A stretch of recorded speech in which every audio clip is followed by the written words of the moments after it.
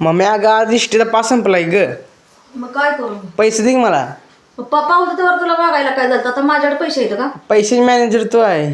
मी आहे का? मग माझ्याकडे आणून देताय का कमवून? मग पप्पा तुझ्याकडे देते, तू पप्पाला देते खर्चायला हे. बर मग आता दे मला. एवढा उशीर का बसतो या? माझ्याकडे तर आहेत का बघू दे थांब. असतील इकडे तर ठेवले असतील नोटातून. 500 रुपये ठेवलं होतं. चावी कुठे ठेवत्या ग? अयो 500 रुपये आहेत. कितीला पाच पाच कितीला 5 लाख पैसे किती लागतात? 500. बर आणि पहिली कर नीट कॉलेजला जा. आज शाळेचा पहिला दिवस आहे, दिवाळी नंतर सुट्टीचा.